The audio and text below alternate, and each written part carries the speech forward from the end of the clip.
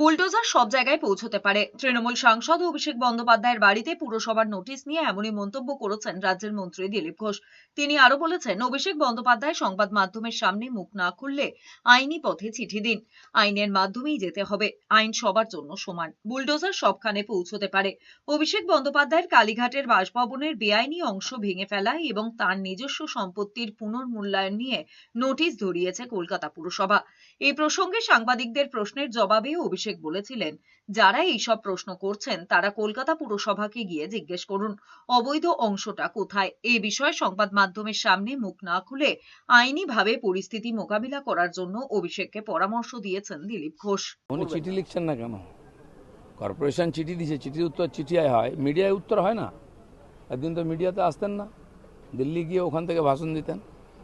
যেটা আইনের কাজ, আইন করেছে, আইনের মাধ্যমে যেতে হবে। সে কোর্টে হোক বা যে ডিপার্টমেন্ট চিঠি লিখেছে তাকে চিঠির মাধ্যমে উত্তর দিতে হবে। এটা ফর্মালিটি। এত বছর সরকার চালিয়ে এটা ওনারা বোঝেননি। তো সেই জন্য কোনো বিশেষ ব্যাপার নয়। আইন সবার জন্য সমান। বুলডোজার সব জায়গায় পৌঁছতে পারে। তো সেই জন্য সরকার যেটা করেছে, আইনের শাসন প্রতিষ্ঠার জন্য আমাদের সরকার কাজ করছে, এটা সব জায়গায় হবে।